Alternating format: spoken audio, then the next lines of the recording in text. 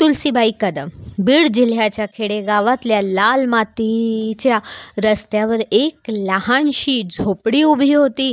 झोपडीचं छप्पर ओल्या रस्त्याच्या सरींना थांबवण्याचा प्रयत्न करत होतं. याचं झोपडीत जन्मली होती तुलसी. तिचं नाव जरी पवित्र झाडावरून पडलं तरी तिचं लहानपण फारच कडवट आणि संघर्षमय होतं.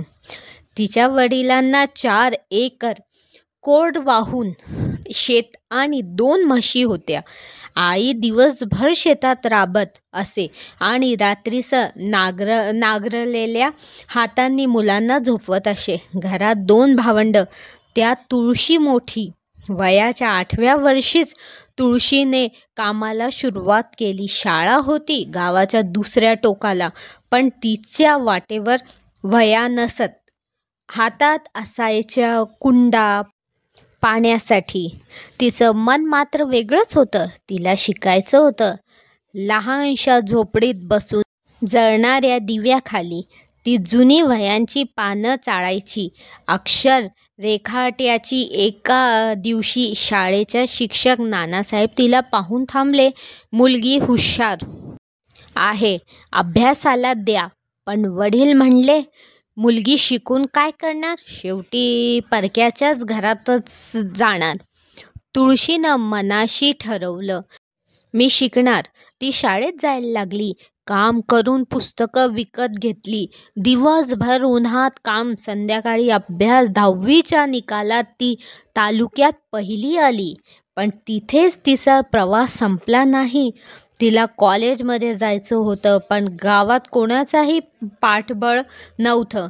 ती दररोज 5 किलोमीटर चालत पुढच्या गावात जायची. गावी लोक कुजबुजायचे, पोरगी चांगली नाही, सारखी बाहेर फिरते.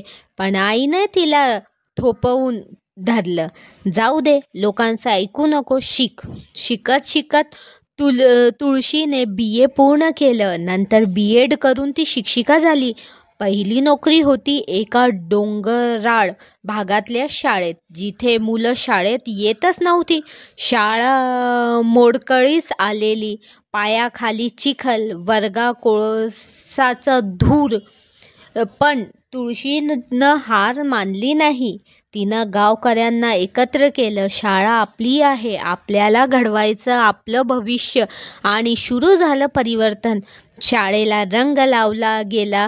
लहान वाचनालय सुरू झालं. मुलं शाळेत येऊ लागली, कारण त्याच्या शिक्षिकेचं मन प्रामाणिक होतं.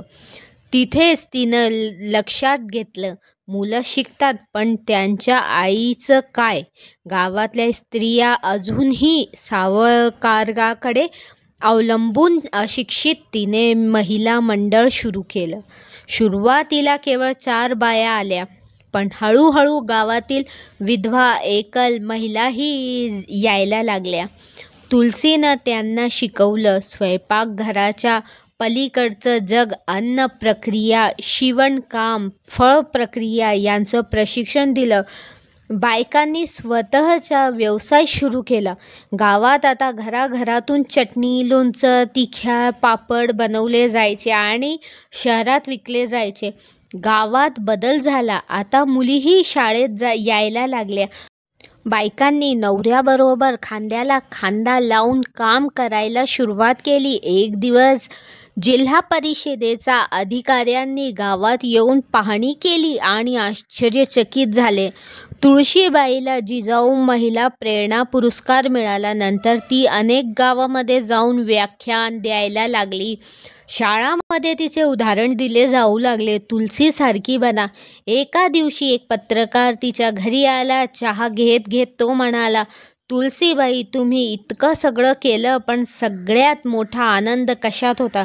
तिच्या डोळ्यात पाणी आलं. ती म्हणाली, माझ्या एका विद्यार्थीने शिक्षिका होऊन पहिली पगाराची रक्कम मला आणून दिली. म्हणाली, माझ्या आयुष्याची पहिली गुरुदक्षिणा हेच माझं सर्वात मोठं यश आहे. त्या दिवशी एक साधी शेतकरी मुलगी, जी मातीने माखलेली होती, हजारोंच्या मनात दीप उजळणारी दीपस्तंभ झाली होती. जय श्री स्वामी समर्थ. व्हिडिओ आवडलास तर चॅनलला लाईक करा, सबस्क्राईब करा आणि शेअर करा. धन्यवाद.